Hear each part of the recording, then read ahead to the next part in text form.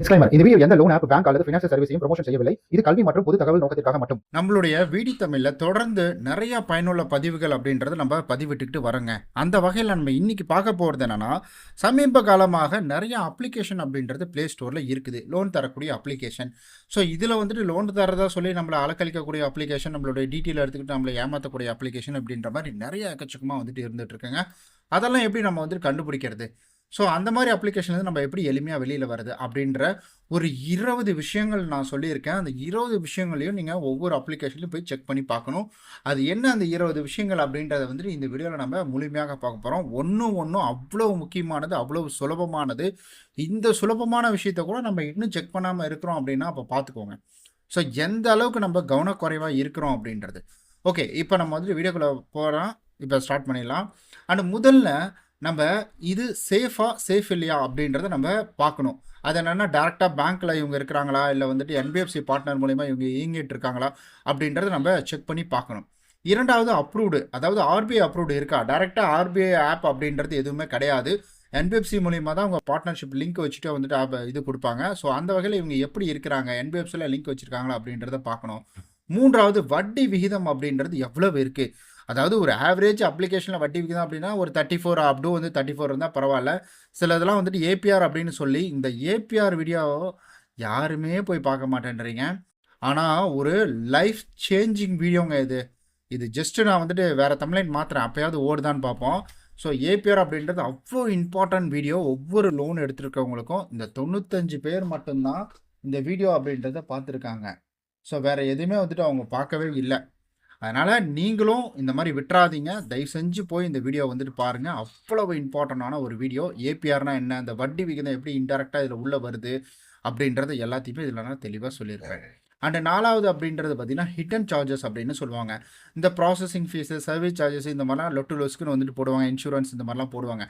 அதை நீங்கள் வந்துட்டு இந்த ஏபிஆரை பற்றி நீங்கள் தெரிஞ்சுக்கிட்டாலே இந்த ஹிடன் சார்ஜஸ்லாம் என்ன எவ்வளோ இருக்குது அப்படின்றத நீங்களே அழகாக தெரிஞ்சுக்க முடியும். அதாவது ஃபினான்ஷியலை பற்றி கொஞ்சம் கூட உங்களுக்கு வந்துட்டு ஒரு புரிதல் இல்லைனாலும் பிரச்சனையே கிடையாது. இந்த வீடியோவை நான் அவ்வளோ தெளிவாக ஒரு பிகினர் எப்படி புரிஞ்சுக்கணும் அப்படின்ற மாதிரி ஒரு கால்குலேஷன் போட்டு நான் சொல்லியிருக்கேன். அடுத்தது 5வது, இந்த அப்ளிகேஷனை இன்ஸ்டால் பண்ணுறதுலாம் நமக்கு சேஃப்டி இருக்கா. ஸோ ஆப்பை வந்துட்டு இன்ஸ்டால் பண்ணும்போது நம்ம கான்டாக்ட் ஆக்சஸ்ஸு, கேஓசி இந்த மாதிரி டீட்டெயிலாம் நம்ம கொடுக்கலாமா அப்படின்றத வெரிஃபை பண்ணிக்கணும். அதுக்கு வந்துட்டு நம்ம ரிவ்யூ தான் பார்க்கணும். ஸோ ரிவ்யூ மூலிமா நம்ம தெரிஞ்சுக்கலாம். 6வது, பே பண்ணலைன்னா என்ன ஆகும். ஸோ இதில் லேட் ஃபீ வர்றது அப்படின்றது நார்மலாக எல்லாத்துக்குமே இருக்கக்கூடிய விஷயம்தான். ஸோ இதில் வந்துட்டு ஒரு சிலர்லாம் மிரட்டுவாங்க. அதாவது வந்துட்டு அப்யூஸ் பண்ணுறது, மிரட்டுறது, அவங்களுடைய டீட்டெயில் தனிப்பட்ட தகவல் எல்லாம் திருடி வச்சுக்கிட்டு அதில் நாங்கள் அந்த மாதிரி பண்ணிவிடுவோம், அந்த மாதிரி பண்ணிவிடுவோம் அப்படின்னு சொல்லி பண்ணுறது. அந்த மாதிரி விஷயங்கள் ஏதாவது போயிட்டுருக்கா அப்படின்றத வந்துட்டு பார்க்கணும். சிபில் ஸ்கோர் டேமேஜ் அது யூஸ்வலாக நமக்கு நடக்க தான் செய்யும்.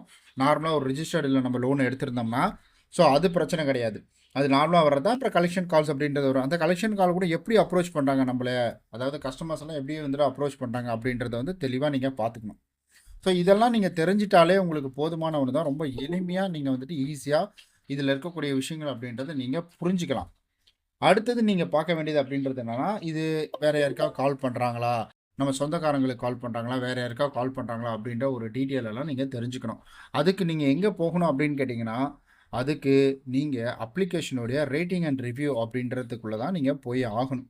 ஏன்னா அதில் தான் இதுக்கு முன்னாடி லோன் எடுத்தவங்க என்ன நடந்திருக்கு, ஏது நடந்திருக்கு அப்படின்றத ரொம்ப தெளிவாக வந்துட்டு எக்ஸ்ப்ளனேஷன் கொடுத்துருப்பாங்க.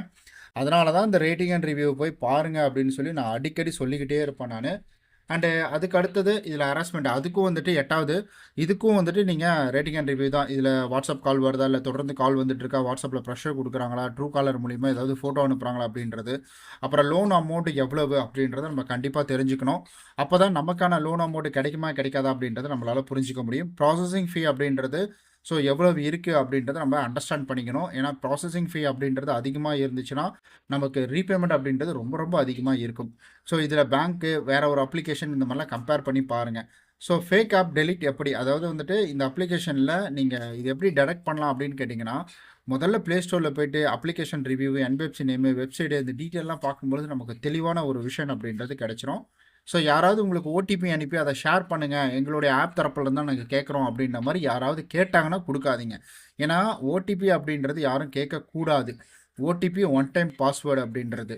அதனால் அது யாரும் கேட்கக்கூடாது, அதுக்கிட்ட நீங்கள் யாரும் ஷேர் பண்ணிக்கூடாது. அது உங்களுக்கு அப்ளிகேஷனில் நீங்கள் கொடுத்து வருது அப்படின்னா அதை நீங்கள் கொடுத்துக்கலாம், அதில் எந்த பிரச்சனையும் கிடையாது.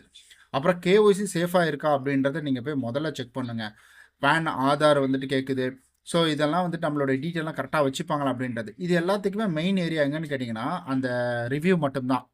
ரிவ்யூவில் தான் இருக்கும். நம்மளோட டீட்டெயில் வச்சு இவங்க என்ன பண்ணுறாங்க அப்படின்றது எல்லாத்தையுமே வந்துட்டு நீங்கள் ரிவ்யூ வச்சு தான் பார்க்க முடியும்.